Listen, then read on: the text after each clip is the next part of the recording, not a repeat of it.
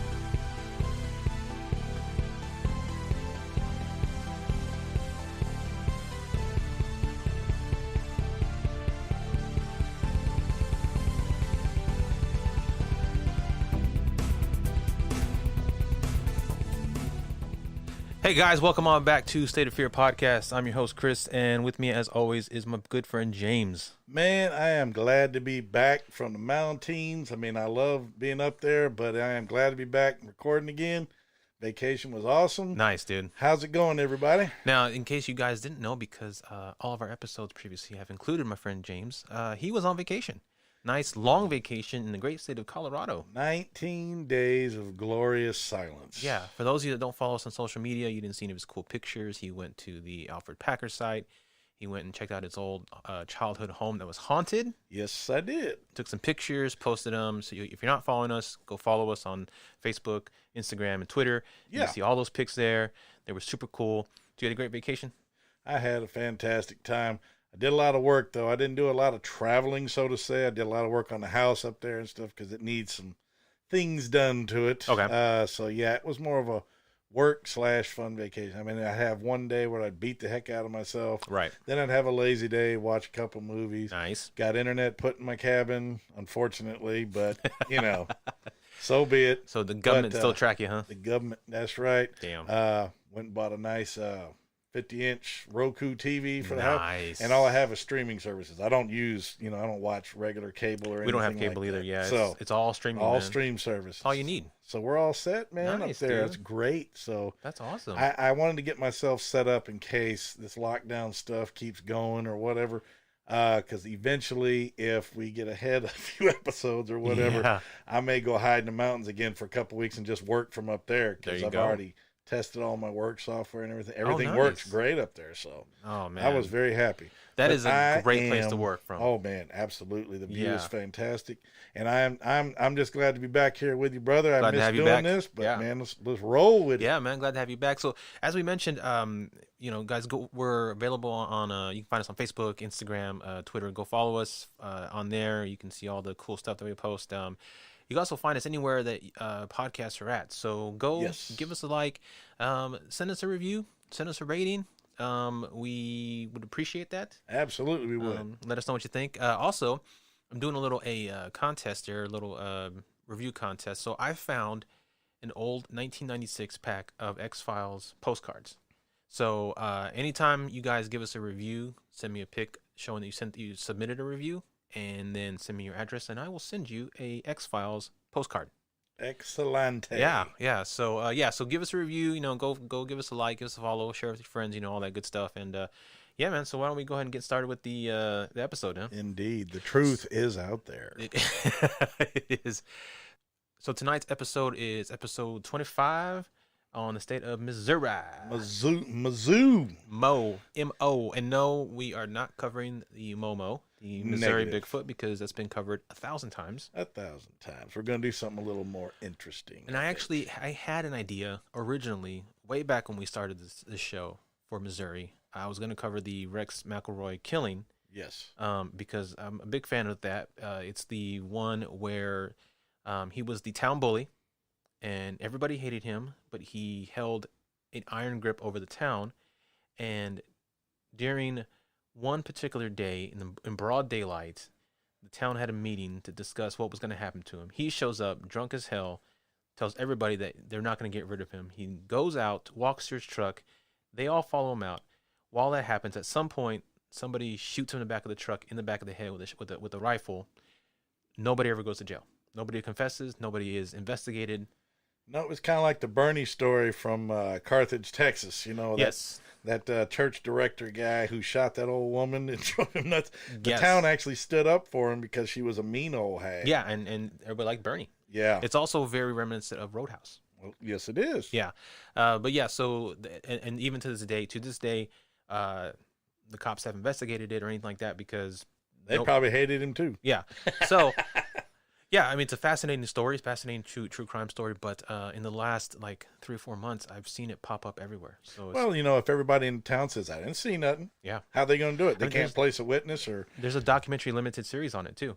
So instead, we are going to go ahead and cover something else that happened in the great state of Missouri. A suspected serial killer / sexual predator Yeah. by the name of Robert J. Gross, whose name is very appropriate, Gross. who was not arrested on any of those charges, and he actually was free and out harassing people for the better part of 4 decades. What a jackass. Yeah, so we're going to cover that. But first, why don't we go ahead and get into the weird news of the day? Let's do it.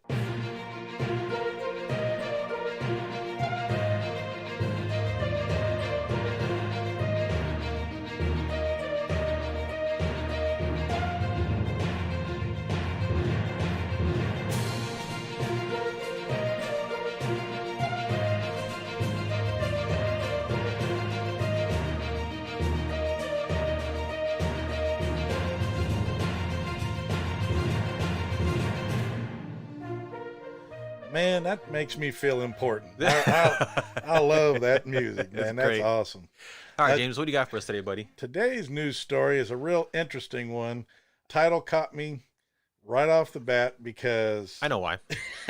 That very last word. Let me just read it out, and Yeah. you'll figure it out for yourself. The story is dated June 17th, 2020, and is titled, Balloon-like Object in Japan Sky Sets Twitter Afire with Talk of UFOs and Godzilla. Right there. I mean, that's a winner right there. Give me Godzilla anytime.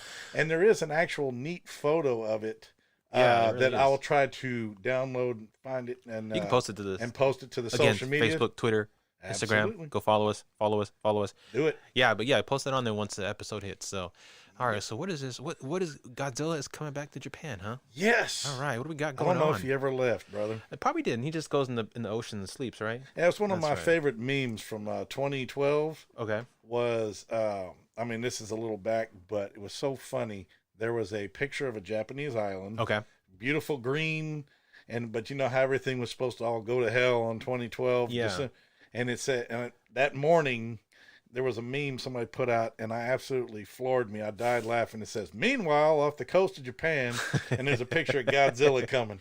Well, Godzilla Godzilla meme has crept up quite a bit this year with everything going on. Yeah. And every time a month is getting ready to end, someone posts the Godzilla in the ocean meme and says, "Get ready for July," or "Come in August" or something. Every single month. Hey, yeah. It's Godzilla's my boy, though. I love Godzilla. I I cannot wait for the Godzilla vs. Kong movie. Super excited about that. Yes, Corona, go away so we can see the movie, please. Or don't go away so that studios realize how much money they can make on VOD, and we can watch that from home Watch it from in the house. comfort of our house. And I have to spend $45 on food. Boom. That's right. That's right. All right. Sorry, go on. Here we go. Story is out of Tokyo. Where else? Of course, yeah. The appearance of a mysterious white object in the sky over northern Japan on Wednesday set social media ablaze with speculation ranging from UFOs to coronavirus and North Korean propaganda. Those North Koreans, man. What's coronavirus got to do with flying objects? It's over everything, dude. Go on. I guess. Television footage taken in the northeastern city of Sendai showed a balloon-like object above a cross on which propellers seemed to be turning. Whoa. Officials in the Sendai Weather Bureau said it had appeared near dawn and hung in the sky for hours, largely unmoving until obscured by clouds. Why didn't they go look? Yeah, if it was there for hours, send some jets up. Helicopter, Yeah, something. yeah. By afternoon, it was the third most trending topic on Japanese Twitter. Third? Okay, what were the first? I gotta know what the first two were. I don't know. With theories including UFOs and North Korean balloons used to drop leaflets. Propaganda stuff. Propaganda. Oh, yeah. One user said it could be spreading novel coronavirus, adding, "This gives me a very bad feeling, as if Godzilla might suddenly appear." Oh, my gosh. You know what? I'd take Godzilla over coronavirus any day. Yeah, I think I would too, actually, yeah. Bring it. Mm-hmm, yeah. Popcorn Party. This is the handle, I guess. Yeah. Popcorn Party 010 created a tongue-in-cheek mock-up of a London Times front page with the banner headline, "Sendai Annihilated, a Nightmare Come True."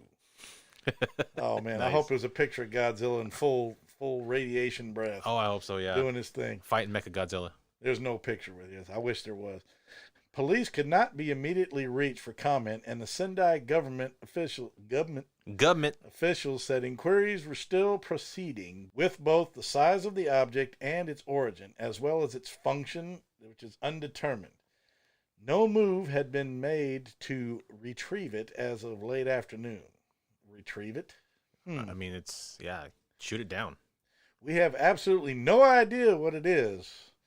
It's a balloon. No It looks like a balloon. Said a Weather Bureau spokesman, declining to give his name. I ain't telling you. Hey, man, I ain't saying nothing. I don't know what it is. It may be some kind of weather monitoring equipment, but definitely isn't ours. Oh man, it's it's probably along with those that whole 5G theory. It's just dropping coronavirus. 5G and balloons, man. Who knows that? Those aluminum streams. And Yes, stuff? yes. The little jet streams. Oh, those jets going over. That's not a vapor trail. That's dropping aluminum on the population. It's trying to cool the planet. Oh, duh. Yeah, well, I mean, the shortest story, but sweet. But Yeah. Godzilla, like I said, won it for me. Godzilla for us is like Merle Haggard for What the Suck. It always Yes. gets a pass. Always gets a pass. And if you don't, Always gets if a you don't pass. know what that means, go listen to our sister podcast, What the Suck, and listen to the Hillbillies in a Haunted House Oh, episode. Lord. Yes. You'll learn what it means to have a Merle Haggard pass. A Merle Haggard pass. That's right. right. All right, man. Let's get on to it. All right, buddy, let's do this. Head to the main story now. Yes, sir.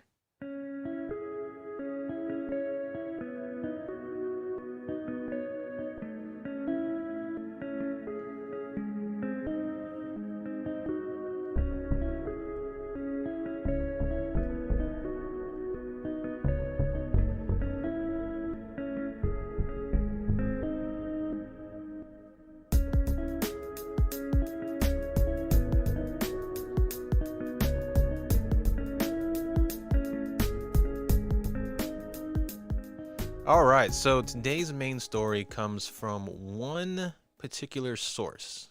It's a large editorial piece. Not even editorial, it was a large investigative piece that was done in the Kansas City Star. Okay. And if I mean large, I mean that this will probably be a two-parter. Huge. Yeah, because there's so much information on this particular guy, which is crazy because up until recently I had never heard of him. Which is perfect, Because that is exactly what we're trying to do here. Exactly. We don't want to, like I said, we've said this many times, we don't want to go just mainstream and do all the mainstream popular stuff. We want to dig behind the scenes for those find stories the stuff that we. that are just as interesting, but not as well known, if known at all. Yeah. Like I said, we love to even surprise the residents of the states that we cover. Oh yeah. And hear back from them saying, man, I've never heard that. Yeah. You know, I love that about it. All right, so the story was written by Ian Cummings, Glenn E. Rice, and Tony Rizzo, and it was written on October 28, 2018.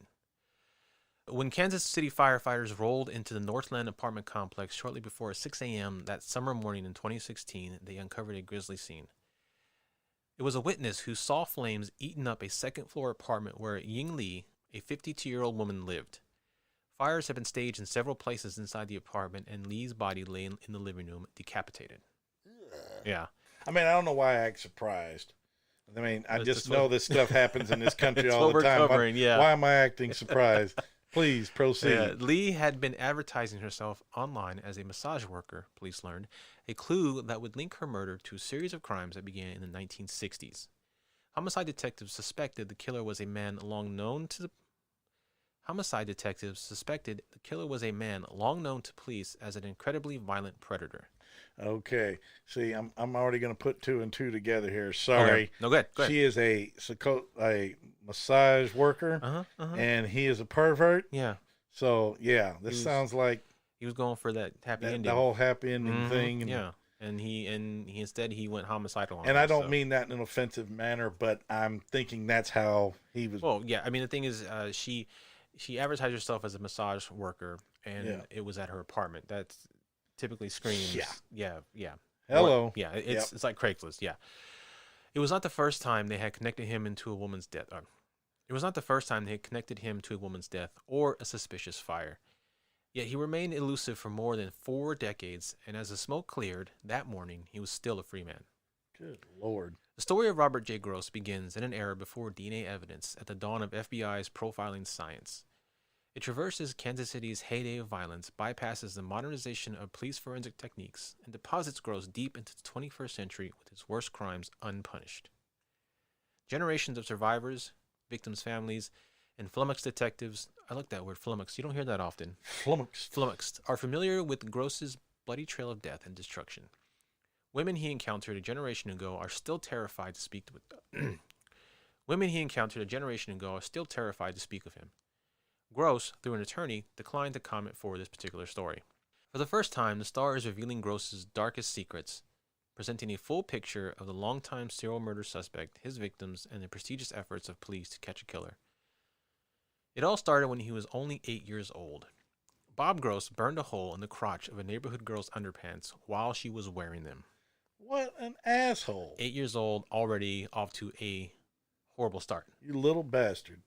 The year was 1960, and the first mark against Gross was set down in a criminal record.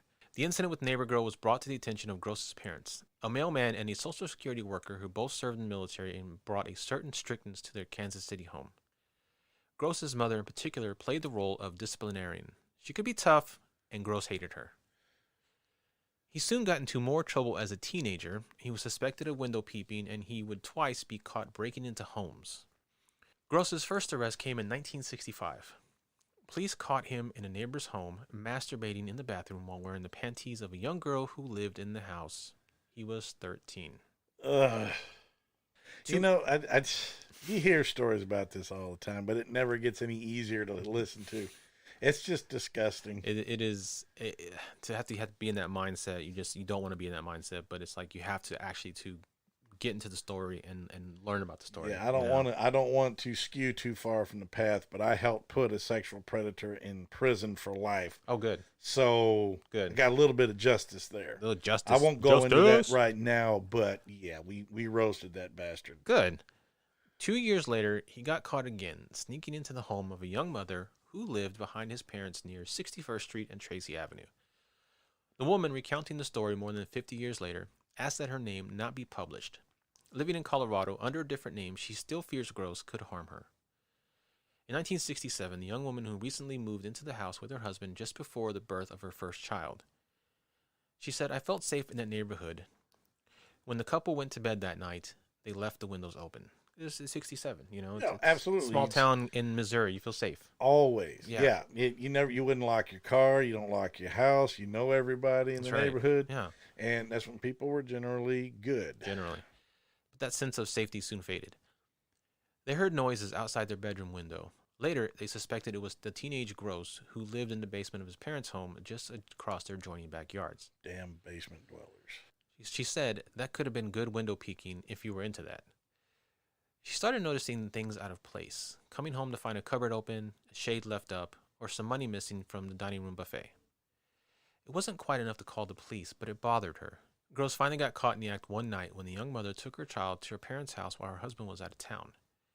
An alert neighbor saw lights going on and off in the house and called the police to report it. The woman's father grabbed his gun and they drove over, just ahead of police. The young mother, waiting outside in the car, watched her father and the police storm into the house, lights going on in every window, followed by a commotion. Commotion. Yeah. Hold it, you little bastard. They found Gross in the bathroom, this time wearing the woman's slip, garter, and hosiery. Oh, good God. This also sounds very similar to BTK. Yeah. The woman watched officers lead Gross out of the house, and even at 15, he was 6 feet tall, she remembers. Damn. It was the only time she ever saw him with her own eyes. She fainted in the car when she did. She said, "I just lost it and it scared me to death." The police took Gross to the station, but let him off the hook when his parents promised to get him psychological help. About a week after the incident, Gross's parents visited the young mother, crying and saying Gross was a good boy. She remembers them saying, "He played basketball. He went to mass every Sunday, went to a parochial school. Something was wrong. He wasn't like that. They said he had never done anything like that before." That they knew of. Yeah, that they knew of. That's a problem, that they knew of. See, the problem is you get caught. That's one thing. But Right. how long you been doing this before, you get busted? Right. know Normally what I getting mean? caught is not you getting caught the first time. That's it. Yeah. It's getting No. caught after you've done it for years. I mean, that's brazen. You go Mhm. into a house like that, you wear somebody's clothes, and you're in there doing that in somebody's house. Yeah. Yeah. Not having any idea when they might come home. Oh yeah, very. I mean, that takes a certain mindset. Yeah.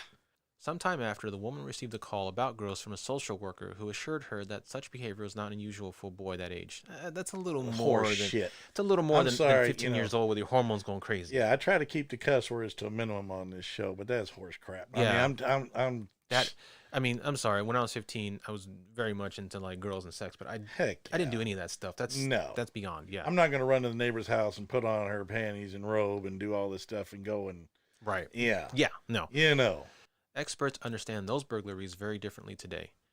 An early history of breaking into homes and stealing or trying on women's undergarments can be a strong indicator of future violent behavior. Many serial killers cut their teeth committing sexually motivated burglaries, studies show. That is something I have heard. A lot of serial killers do have a sexual deviant nature to them. Yeah. Like your Gacy's. Like your BTKs. Yeah. Mm-hmm. Like your Jeffrey Dahmer. Yeah. Yeah. Yeah. The young mother sensed the danger. She burned all of the clothing that Gross might have touched. She said, "I was terrified at all times. It was very traumatic." She couldn't stand to live in the house anymore and moved out as soon as possible, but Gross still haunted her.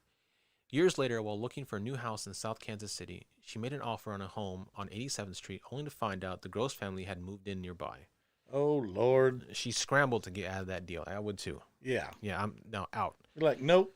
Later still, the woman's younger sister would, by coincidence, have her own run-in with Gross. Gross avoided trouble with police for the rest of high school. To those who didn't know about his penchant for burglaries, he projected a picture of normalcy. He changed his MO is what he did. He was one person in public, one person in private. So Exactly. And he learned what to do and what not to do to get caught. Exactly. An A and B student at Bishop Hogan High School, he played football and routinely stood out as a top salesman in the school's annual World's Finest Chocolate fundraisers. Man, those things are easy to sell. Anybody can sell those. Yeah. He's walking, hey, chocolate, hey, I'll take it. I'll take 4. He went off to study engineering at the Missouri University of Science and Technology in Rolla. In his junior year, Gross dropped out and got a job as a sheet metal worker back in Kansas City. He would terrorize women here for the next 4 decades. Among the first to see Gross's capacity for violence was Janet Manuel. Manuel was in nursing school at Research Medical Center when she started dating 22-year-old Gross in the fall of 1973. To Manuel, just out of high school and still living at home with her parents, Gross seemed nice enough. She thought he was, quote-unquote, okay looking.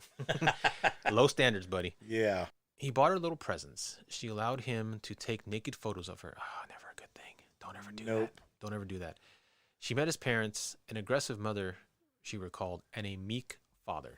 I guess the only good thing about it back then, it was all either Polaroids or rolls. It wasn't electronic where you can just like go rampant on the internet. True. Because somebody like him would post shit on the internet. Yeah. He definitely would. Yeah, absolutely. It didn't take long before Gross's rage and paranoia started showing. Soon, Manuel lived in fear of him. Mad with jealousy, Gross repeatedly beat her, pummeling her across her arms and back. Bastard. The abuse turned deadly one night when Gross found Manuel at a nightclub at Country Club Plaza dancing with another man. Gross sat down at a table with Manuel's friends and started pulling out the photos he had taken of her. What a guy. Yep. See, didn't have Facebook, but friends table is what it was back then. Here we go. Let's spread these around. Here, take a look. Mortified, Manuel left the nightclub. Gross followed her across the darkened parking lot into her car, where he pinned her head in his lap, covered her mouth with one hand, and pinched her nostrils shut with the other. She couldn't breathe. "Do you know how easy it is for me to kill you?" he asked. Manuel thought she was going to die, and she prayed for help. She later said, "I don't know how I broke loose from him. I think God helped me out." Gross left, but the nightmare wasn't over. As Manuel drove home, she realized Gross must have sabotaged her car because it suddenly wouldn't go any faster than 10 miles per hour. Huh. When she finally arrived at her parents' house, Gross was there, showing her mother the naked photos. This guy's a real piece of work. Real piece of work. Manuel begged her mother not to listen to Gross, to make him leave. She pointed to her face, where Gross's grip had been so strong it left bruises. After Gross left, Manuel called the police. They told her there was nothing they could do if Gross wasn't at the house at that moment. Oh, please. "No, that's just silly," she said. "Come on, take a report. You don't understand. This is serious. He tried to close my airway." Gross started calling Manuel's house at all hours of the night until finally the family took the phone off the hook. This is starting to piss me off. Yeah, this guy's a real... I'm glad he's probably already dead, because if he wasn't, I'd probably go beat the shit out of him. No, I think he's alive. He's in jail right now. Is he? Yeah. Okay. Well, let's not ruin it. No, look, it's not ruined. I'm just kidding. Yeah, it's not ruined. No. Manuel's father saw Gross skulking outside the house in the dark. Later, Gross came back to slash the tires on Manuel's car and pour sugar in the gas tank, she told police. Ugh. One night, Manuel's brother kept watch with a gun, but Gross didn't show. The family didn't bother calling the police again, and the nuisance phone calls and car vandalism would become familiar earmarks of Gross's stalking habits in the future. Man, I'd have kneecapped that son of a bitch. So hard. Any woman's pleas for help from police would likely have fallen on deaf ears in those days. In past decades, police often had to witness a misdemeanor to make a case on it. That's stupid. You know, as long as there's physical evidence now, right? And that I'm glad that has changed. Yeah. Because I cannot stand domestic style violence. Oh no, it's the lowest form of violence there is. It's hideous. Yeah. Even if Manuel had reported the harassment that followed in the 1970s, it likely wouldn't have been understood as stalking the way it is today. After about 7 months, Gross moved on, but like the young mother whose house he burglarized, Manuel kept finding Gross around unexpected corners. Years later, he showed up in the emergency room where Manuel worked as a nurse. She hid from him. When a homicide detective came around with questions about Gross, she told her story down to the smothering hands and slashed tires. Moving out of state, Manuel lost track of it all, but she never forgot. Even decades later, living far away, under her married name, Manuel still knows the fear. She said, "This was just the beginning." Manuel, now 65, said on a scorched summer afternoon this year. I guess that's right, because I was born in 67. Yeah. So and I'll be 53 in like 2 weeks. Yeah. So, sitting on her front steps in the mobile home park in Florida. Wow. It just makes you think, who dropped the ball there? Manuel thanks God she survived. Others would not be so lucky. Now we move on to the first killings. Oh, brother.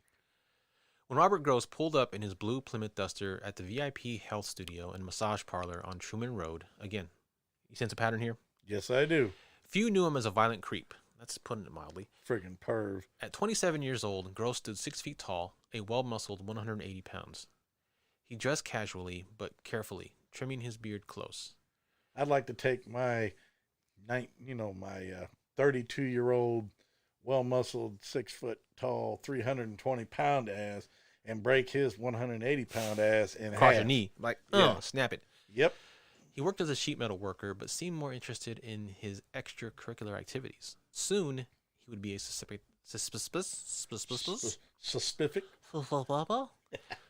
Soon, he would be a suspected killer. Sleeping by day and prowling by night, Gross lurked in adult bookstores and told people he aspired to run a stable of prostitutes. Yep. Total perv. Yep. A loner who told sick jokes about paraplegics, he kept guns handy, and when someone crossed him, liked to get even. The VIP had no storefront. It was a trailer set in some gravel on the side of the road, tucked into a strip of liquor stores and dirty bookshops in what locals call Dog Patch, an unincorporated area between Kansas City and Independence. Man, he went to the high quality places, huh? He High sure class, did, dude. man. That place does not earn the title VIP, let me tell you. Negative. No. It earns more of the title STD. Yeah. It was the kind of place where two neighbors could have a gunfight in the front yard without getting a visit from the police. That's Man, what I'm talking this is about. the Wild West. That's exactly what I was going to talk about. I was just going to say that back in these days, the world unfortunately had a much thicker skin, so they put up with a lot more shit Wild damn than they West, do now. dude. Yeah. Yeah, My God. absolutely. By the winter of 1978, Gross had become a regular customer of the VIP, but that didn't make him a valued client. The women there didn't tell police exactly why, but if they had Gross as a customer once, they didn't want him again. Of course not. Despite his reputation, Gross found one VIP employee willing to date him, Wanda Conkling. She was an innocent person, said Kathy Seising, who befriended Conkling around this time. A real sweet little thing, real cute girl. Conkling, the mother of two young boys, had grown up attending the Shawnee Church of the Nazarene and graduated from Shawnee Mission West High School. She had been a bank teller before finding work in massage parlors. She was temporarily separated from her husband, William Cadwaller, a sometime painting contractor who ran with a crowd of professional shoplifters on the margins of organized crime. With Cadwaller, Conkling endured a tumultuous on-again, off-again relationship punctuated by frequent beatings. That's just lovely, isn't it? You know, And I'm very, very old school. These kind of stories, they break my heart and they piss me off. Yeah. So it's like, you just feel horrible because it gets on your skin. it already happened. Yeah. It happens all the time. And unfortunately, a lot of It's gonna times happen again. nobody's going to do anything about it or can't do anything about No. it until it's too late or already happens. You know what I mean? Until it's too late, yeah. It's heartbreaking. Not again. Not again, Conkling cried as Cadwaller laid into her for what would turn out to be the last time. Desperate to get away, Conkling ran straight to Gross. That's going from the kettle or the pan to the fire right there. Yeah. When Willie would knock out my teeth, Bob would pay to fix them, she told a friend. For a while, the pair seemed to supply each other with something essential. Conkling's need to be needed and Gross's demand for control. Yeah, see, what I'm glad of is women are so much stronger these days. Somebody knocks their teeth out, they're going to hit them with a baseball bat. Hopefully, yeah. They're going to get them back, Yeah. and then they're going to leave. Yeah. They're not going to go back to these people. Now, at least not as much, I don't think. I'm no expert on the subject, Mhm. but I'm thinking that domestic violence isn't as repetitive as it used to be. If it happens a little bit, I think a woman puts up with it maybe once, Mhm. thinking maybe he's slipping, but if he's 2 or 3 times, I think most of the time women are gone now. I can I can definitely tell you, as the husband of a wife who's a social worker, it's actually still very prevalent. Oh, I'm sure it is. Yeah, and That's women, sad. unfortunately, women are still stuck in bad situations. Some of them do, thankfully, get out, but yeah, from what I understand, it's still very prevalent. Unfortunately, I'll Yeah. try to keep straying, but man, this is burning me up. I know. I bet, man. It's all right. Do what you got to do. I mean, I've literally never raised my hand to a woman. My Yeah. sister, we used to fight. Uh-huh. That's the only girl I've ever hit in my entire life, and I stopped doing that when I was 10 years old. Yeah, siblings don't have a sex. They're just They do that siblings. stupid shit. Yeah, they're not your But- sister, not your brother. They're fair targets, is what they And are. I have been burning mad at women in my past. Yeah. And I'm to enough where you'd want to snap their head off. But you never Never. raise your hand. You Never. don't do it. No, You just don't. it do makes you Okay. much lesser of a man. Yeah, I'm Yeah. gonna shut up now. Go You're ahead. fine. Wanda thought he looked like Burt Reynolds, Zeising said. He was kind of handsome, I guess. Zeising's skepticism turned to alarm when she realized a startling coincidence. Conkling's new boyfriend was the same guy who, as a teenager, had been caught sneaking into her older sister's house on Tracy Avenue a decade before. Hey. She Red flag. Yeah, she called. I mean, it's again small towns. It's still a coincidence. You know though. everybody. Yeah. Yes. She called Conkling to warn her, be careful with Robert Gross. But in early 1979, Conkling and Codwaller. But in early 1979, Conkling and Codwaller reconciled, living together again at their house in a cul-de-sac near Bannister Road and McGee Street. Conkling stopped seeing Gross, but he didn't accept that it was over. He stewed over the idea of Conkling rejecting him, and he complained to anyone who would listen. She made me love her, and then she did this to me. Gross kept calling the couple's house. Afraid of what would happen if her husband picked up the phone, Conkling asked friends to tell Gross to stop.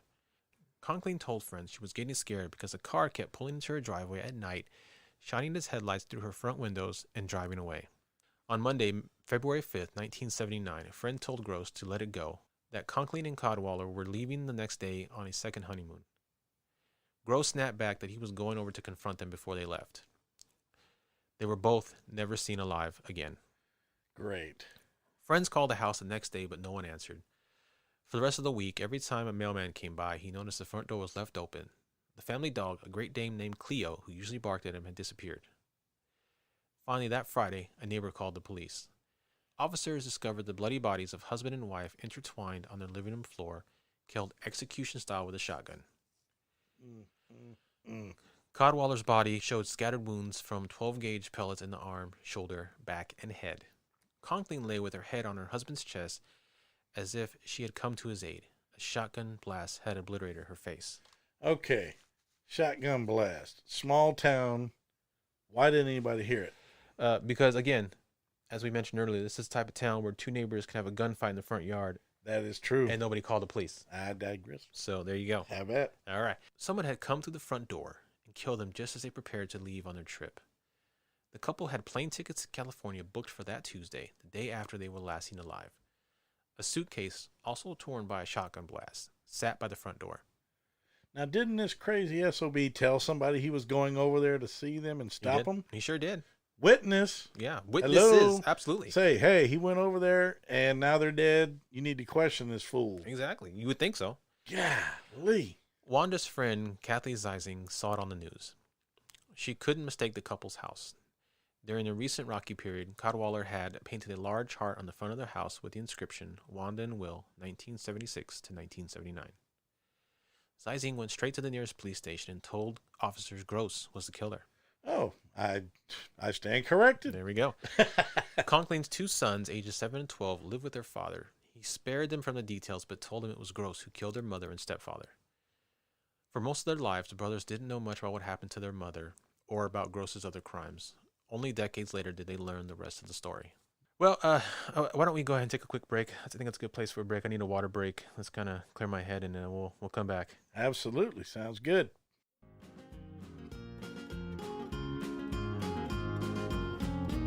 Hi, true crime fans. I'm Erin. And I'm Shay. We host All Crime No Cattle, a conversational podcast which focuses on true crime stories from the Lone Star State. We strive to bring you a balanced and well-researched story about Texas cases big and small. We do the research so you don't have to. We also end every episode with a good news story, just to remind everyone that real life isn't quite as depressing as true crime can make it out to be. New episodes drop every Thursday, and you can find us wherever you listen to your favorite podcasts. All Crime No Cattle, because crime is bigger in Texas, y'all.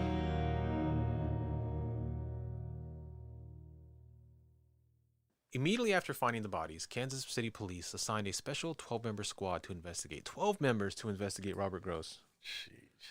It would be and yet, you were saying? And yet nothing. And yet nothing, exactly. It would be the first of several teams assembled to solve Gross-related crimes over the next 40 years. This one started at a disadvantage. With about 4 days passing between the killings and discovery of the crime scene, no eyewitnesses, no useful fingerprints, and no physical clues. The murder weapon, being a shotgun, would make any kind of ballistics evidence more difficult. The shotgun left behind pellets, not a bullet that could be matched to a particular gun. Exactly. And the killer had taken the gun with him. In the late 1970s, it was also duh. Well, I mean, You're going to plug somebody, and let's leave the murder weapon right there with the prints on it. He's not the smartest person, but he at least had enough sense to do that. I think I think this son of a bitch is very premeditated. Oh, definitely. He pushed the envelope, obviously, but I think everything was premeditated and planned. It was also getting harder to solve murders in Kansas City. By the end of the decade, about 3 of every 10 homicides went unsolved. Jeez. In 1978, the homicide count had jumped to 120, the most in nearly a decade, kicking off a vicious 4-year period of fast-paced killing. The Conklin and Cadwallader homicides went down as the 7th and 8th of 1979. The year would end with 119. Now, see, that's crazy.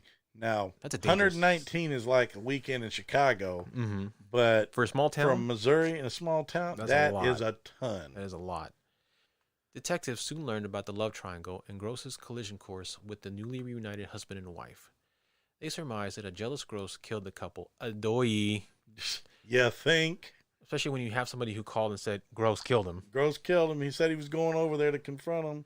But members of the squad also pursued a competing theory that started with Cadwallader as the real target, assassinated by criminal associates who killed his wife to eliminate her as a witness. Oh, Lord. There goes your conspiracy theories, James. You love them.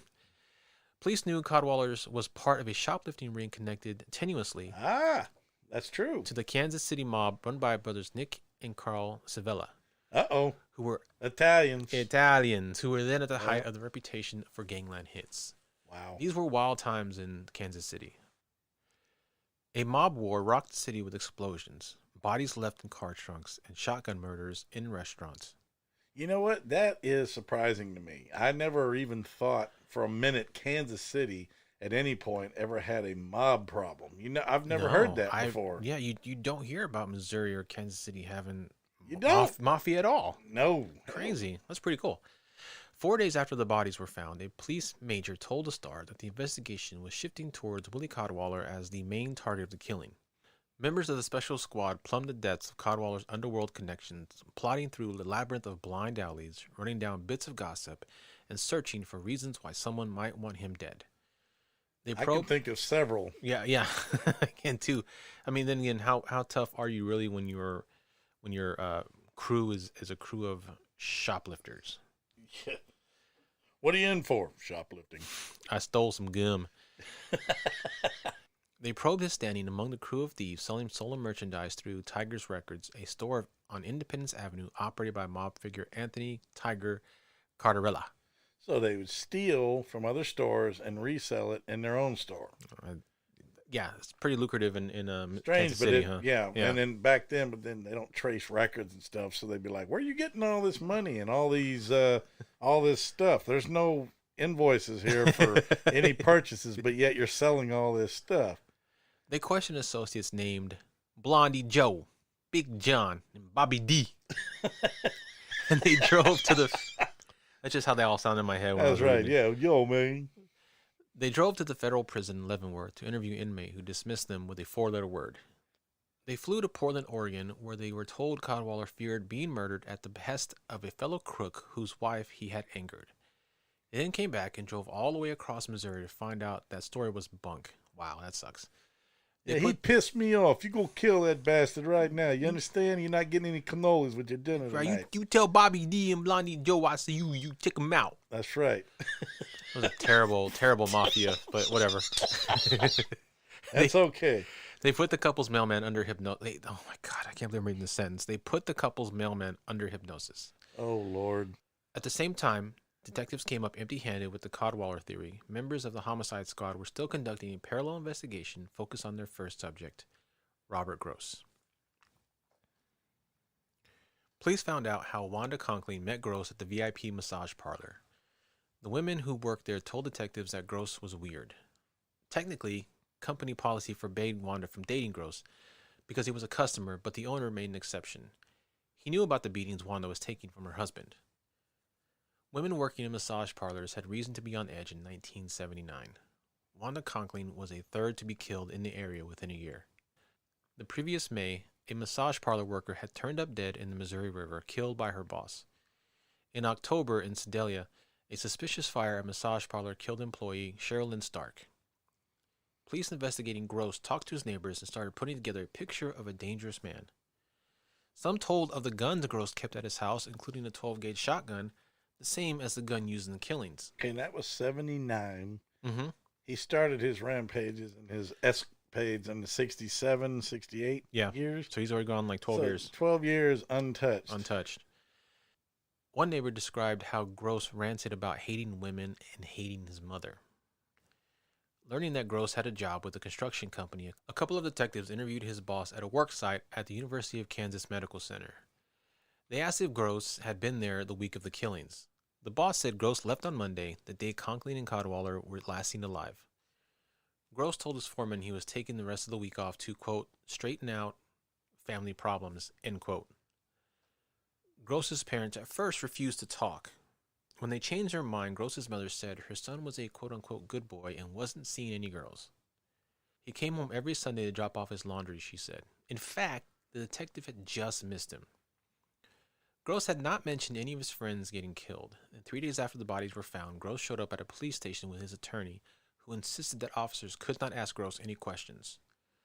Police were allowed to take several Polaroids of Gross and a set of fingerprints before he left, and some detectives felt sure Gross was their man. This is the most frustrating thing, said retired Kansas City detective Robert Kuhn, a member of the special squad. You know in your heart and your gut who the suspect is, but you don't have the evidence to prove it. It makes you feel halfway inadequate. While police became convinced Gross was the killer, a lot of time and manpower had gone down the Cadwallader rabbit hole. The police were right to look into both theories, said Charles Welford, a University of Maryland criminologist who reviewed a copy of the case file this year at the request of the Star. This was 2018. But the whole investigation looks rushed and sloppy, he said. Detectives uncovered promising leads and then didn't follow up. That's aggravating as hell. Why? But at the same time, I guess we also understand is that because this is in the time period when they're getting 120 homicides a year, which for New York and Chicago is a slow time, but for some place like this, I'm sure they were completely overwhelmed, inundated, and out. Yeah, you know, they were understaffed, not enough manpower, and they were just inundated and overwhelmed. So jeez, mistakes happen. You know, when that happens, they went too fast and gave up too soon. I figured they knew who did it, but they couldn't prove it. Welford said they didn't have enough and lost interest. Meanwhile, Gross walked the streets of Kansas City, and as police learned from one neighbor, there was a lot more going on with him than just a double homicide. I'm glad technology has advanced, though. In a lot of ways, I'm glad technology has advanced because of the fact that it makes it easier to prove people like this. DNA evidence, things like that probably were not used so much in the 60s and 70s. There might have been a little bit, but it was probably very faulty. No, it wasn't. Tried it. Because I remember this from the O.J. Simpson trial. That was the very first time DNA evidence had been used in a criminal case. Because even then, it was still in its infancy, so much so that they weren't able to use it to convince the jury that he was guilty. Because it was unreliable. And the jury, I remember that. The jury didn't know anything about it, so it was all over their heads. Yeah. So in the 60s and 70s, it was never used. Yeah. In the first week of the Conklin Cadwallader investigation, police knocked on the front door of Gross's neighbor across the street, Deanna Kaywood. Kaywood assumed the detectives had come to talk to her about the woman Gross beat with a tire iron. Jesus. God almighty. 2 years earlier, in 1977, Gross had picked up a sex worker on the street and savagely attacked her when she didn't do what he wanted. He told police he was robbed, and no one was arrested. She took my $20 and didn't do what I said. So she stole from me. No, the detective said. They were here about the married couple that got shot to death. Kaywood and Gross were about the same age, in their late 20s, and he wandered over to her house to play with her kids. He had even taken her 3-year-old son to the zoo. Some people in the neighborhood were leery of Gross. He had that effect on people, but with Kaywood's motorcycle-riding husband and his tough friends hanging around, Gross stayed on his best behavior. A few days before the homicides, Gross came over to return an electric heater he had borrowed, and out of nowhere started telling Kaywood about a married woman he was dating. Gross complained that the woman was going back to her husband. Gross said he was in love with her and couldn't understand why she was leaving him for a man who beat her all the time. Not long after her visit with the police, Kaywood started having trouble with Gross. Just like everything else, they could never prove it. We know he did it. Everybody around there knew he'd done it. Soon, she would have her own story to tell, one that painted Gross as a violent man willing to go to extraordinary lengths to take revenge for the smallest perceived slight. Jeez. He stormed into her house one day and assaulted a friend of hers who was laying down in a guest room. Kaywood found Gross gripping the woman by her shoulders and shaking her like a rag doll. The hell's wrong with this guy? I mean, really, this dude is seriously off a rocker. There is a huge chemical imbalance in his brain. How a yutz like this is allowed to just run free for so long and has obviously put his hands on people, has assaulted people left and right, and even murdered, and it's obvious. Yeah, again, today, with people with cameras everywhere and cell phones, he wouldn't get away with it. He would not get away with it. No, somebody put a bullet in his head. Probably, yeah. I'd have shot him. Kaywood ordered Gross out of the house, saying, "You get out of here. I don't know what's wrong with you," she shouted at him. Later, Kaywood's husband went over to Gross's house to straighten things out. Kaywood suspects the humiliation left Gross wanting to get even. Not long after, the Kaywoods were camping at Truman Lake. Sound asleep in the middle of the night, they woke to a police officer smacking the side of their tent. Jeez. Hey. Your house is on fire. I suggest you go home, he told them. Oh, jeez. Kaywood and her husbands left their kids with friends and jumped on their Harley, riding home at dawn. The fire department was still at the scene. Gross stood in his front yard, watching. They never spoke again. Nothing remained of the house but the frame. The curtains melted off the walls, and Kaywood always thought Gross did it. The family rebuilt the house and stayed for a while, but Kaywood sometimes thought Gross was stalking her. At home at night, she heard footsteps in the snow outside her windows and found footprints in the morning. Her husband gave her a gun and told her to shoot if Gross came around again. Good. But she never caught him on the property, and after she moved away, she never saw him again. Others found, to their dismay, that Gross kept coming back. Years after the killing, Kathy Sizing got a job at the VIP massage parlor where her friend Wanda Conklin had worked. One day, in the early 1980s, who should saunter through the door but Robert Gross? Sizing couldn't believe that he had the nerve to show his face. Everyone knew he killed Wanda. Yet Gross still hung around, and he had been spotted in the parking lot writing down license plate numbers of the women who worked there. The owner had tacked Gross's name and picture by the front desk with a number to call if he ever came in again. I was going to say, they can do a trespassing thing against this guy. And restraining orders existed in these times. They should have done it after the first incident. Yeah. Now that he was there, Sizing fled into a rear room out of sight. After a few seconds, Gross let himself out, leaving nothing behind but the tinkling of the bell hanging over the front door. Sizing didn't see him again or hear much from him for decades. Then, a few years ago, she got a call from Conklin's son, Jason. Jason had grown up. He's 47 now, and his brother Richard Jr. is a 51-year-old grandfather in Shawnee. The brothers wanted to know what happened to their mother. Sizing told Jason what she knew about the VIP, about Wanda and Willie, about Gross. The brothers visited police headquarters, where detectives let them see the homicide file, a 3-inch folder of reports, crime scene diagrams, and graphic photos. It brought to life in vivid detail a childhood they only faintly remembered. Gross seemed to be the obvious suspect. Jason asked police if they could investigate the case again. Sergeant Ben Caldwell of the Kansas City Police Department's Missing Persons and Cold Case Squad agreed to look at the file, but he didn't make any promises. As far as I know, it is nothing. There are no new developments on it, and I can't speak to the investigation, he said. Still, Jason hoped his mother's killings might finally be solved. He wasn't alone. Just down the road in Mission was another family who had similar questions about the unsolved case of Cheryl Morris, a 31-year-old part-time waitress and college student who disappeared in 1981. That investigation also led straight to the door of Robert J. Gross. Once again. And Lord have mercy, I am telling you, if our listeners don't hate this guy as much as I do, I would be surprised. Just wait till part 2. Yeah.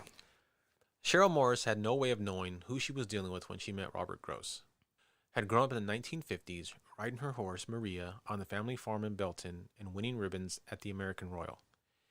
In high school at Shawnee Mission North, she played bass guitar in an all-girl rock band called the Casey Kittens.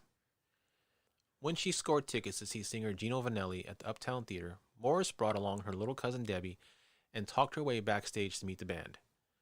To Debbie, Morris was the cool older cousin. Everyone seemed attracted to her confidence, zest for life, and 1970s hippie style.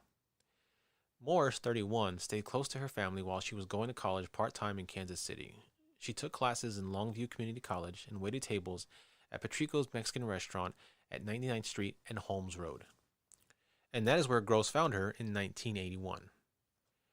Gross, then 30, had been hanging around Patrico's for years. It was one of the oldest Mexican restaurants in the city, and his mother had worked there as a waitress, just like Morris. Man, now I want Mexican food. Yes.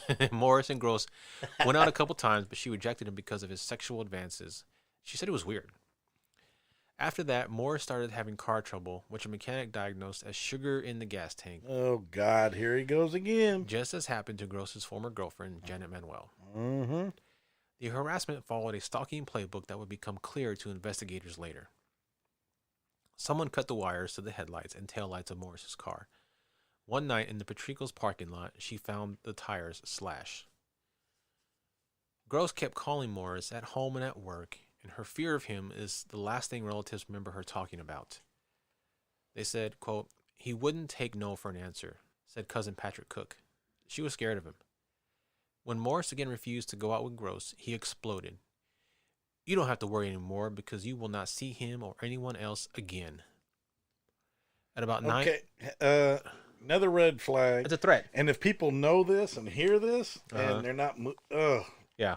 How stupid are these people?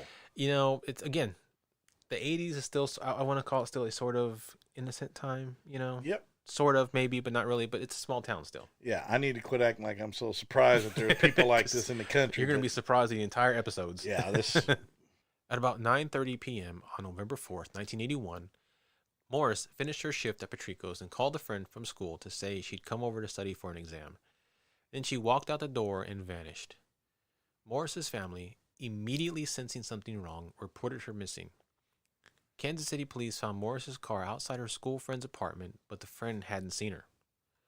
A dozen co-workers from the restaurant searched the surrounding woods and stream beds, and 4 days after Morris disappeared, her mother asked police if Gross's name had come up in the investigation. It hadn't, but they recognized Gross's name and made the connection to the killing of Wanda Conkling and William Caldwaller 2 years earlier. The house where the couple died was less than a half mile from the restaurant. Standing at the door to his home, Gross told police he knew Morris, but he denied they had dated. A detective noted that Gross was uncooperative and wouldn't let him inside. Confronted with the possibility that Robert J. Gross was now responsible for 3 deaths, police redoubled their efforts. Search warrant, assholes. It's the same kind of MO we saw, said Kansas City Police Detective Gary Jenkins, now retired, who drew an assignment to a unit dedicated to investigating Gross. Here's 2 of these that he did, and he's going to do it again. He's a serial killer. When Cheryl Morris disappeared, they said, "Look, let's go. We've got to get this guy." This was the second time police assembled a special team to catch Gross. They put Gross under surveillance day and night for months, and it wasn't easy. The detectives quickly figured out that Gross was intelligent, paranoid, and knew police were following him. He constantly checked behind him for tails, checked his car for radio transponders, and abruptly doubled back in traffic to lose his pursuers. The surveillance team worked in shifts, using different cars and deploying a motorcycle to speed behind Gross when he drove erratically. They would have used a helicopter if they could have gotten one. This was before GPS tracking, Jenkins said. He was hard to follow. He was pretty watchful. It was hard to find a pattern on him because he didn't work. He didn't keep a regular schedule. Even examining Gross's garbage for clues wasn't simple. He made a point of carrying his trash bags out to the truck himself, so police disguised themselves as garbage workers. But it didn't lead to any breaks in the case. Yeah, now I'm going to tell you what. Now at least they're trying. They're definitely trying. Now, when you're going undercover as a effort garbage in. man and stuff to grab his trash to see if you can... You're putting effort in. At least they're doing some effort now. At least now it sounds like they're trying to bust this asshole. Yeah. They even watched as Gross cavalierly shoplifted from big box stores to supplement his income, the source of which was unclear since it appeared to police that he didn't have a job. They didn't arrest him for stealing. They were looking to bust him for murder, though. "We expended a ton of effort trying to stay after this guy. It's just tough," Jenkins said. Morris was presumed dead, but without a body, it would be hard to make a murder case. It can be done. Johnson County would prove that in 1990 when a jury convicted serial killer Richard Grissom, even though his 3 victims were never found. But it is unusual. The Morris case went cold, and she remained listed as a missing person for years. Gross's attorney argued that she was still alive somewhere, possibly in California. Her family had to live with the uncertainty. For her mother, Alice Eaton, that meant torture every time the phone rang or she heard a knock at the door. Many times, she answered the door for a police detective holding a scrap of women's clothing from who knows where, asking, "Does this look familiar?" It never did. Sometimes when Eaton went to the mall, she would see a young woman ahead of her, about the same size and with the same blonde hair as Morris, and she would imagine it could be her. But it never was. The family could not understand why police didn't arrest Gross. A lingering anger became part of their life from then on. They agreed with the police about one thing. Gross wouldn't stop. Yeah, I feel bad for these folks. I mean, they had to live with this for God knows years probably. I've known about this guy for, what, an hour? Yeah, about an hour, yeah. And I hate his guts. Yeah. In 1983, 2 years after Morris disappeared, a former high school girlfriend of Gross's turned up dead in her backyard swimming pool. Teresa Barnes had drowned. It was ruled an accident by the medical examiner, but when Gross's name surfaced in the investigation, detectives' ears perked up. Oh, really? They took notice of any women connected to Gross who ended up dead, which happened more than once in the 1980s. Duh. But Barnes and Gross knew each other from Bishop Hogan High School. When she died, Barnes was 30 years old, married with 3 children in Kansas City. She and her husband had gone out to dinner. When they came home, he went to bed while she stayed up to do paperwork and take a late-night dip. The husband found her body floating in the pool about 3 a.m. The death wasn't investigated as a homicide, but when detectives sussed out a connection to Gross, they drove out to the house to talk to Barnes' husband. The husband was surprised at the detectives' questions. He didn't suspect foul play. He told them that, as far as he knew, his wife hadn't heard from Gross in many years. The one thing she ever said about Gross was that he had once set her closet on fire in a fit of anger. Still, the detectives wondered about. Yes, I guess she wouldn't let him wear his dresses or something. Good point. Good point. You know, Yeah. I want to wear your dress. No, you sick bastard. Get out of here. Torch. Still, the detectives wondered. About 6 months after Barnes died, they received an anonymous tip that she had written a letter to someone in Texas saying Gross had come back into her life. They never found the letter, though. Police were also taking another look at the death of Gross's aunt 3 years earlier. Juanita Lovich, 63, was last seen alive on July 21st, 1980, doing yard work at her Kansas City home. She told a neighbor she didn't feel well and went inside. 2 days passed before her body was found floating in her bathtub. Small amounts of blood remained in the bedroom, on some clothing, and on the bathroom floor. When the deputy coroner had her body removed from the tub, he found a small knife underneath her. An autopsy found no obvious stab wounds, however, and the coroner listed the death as occurring from natural causes, most likely heat exhaustion. What? There's a knife in the tub, but no stab wounds. It's heat exhaustion, yeah. And she took a knife in there to cut some lemons up for her bath. I don't know. But detectives took a greater interest when they discovered that Gross collected a hefty sum from Lovich's life insurance. The Wyandotte County Coroner's Office told the Star this summer that Lovich's death had been reclassified as a homicide and her case remains unsolved. For the first time since he was 15, Gross was arrested in 1983 and then arrested again.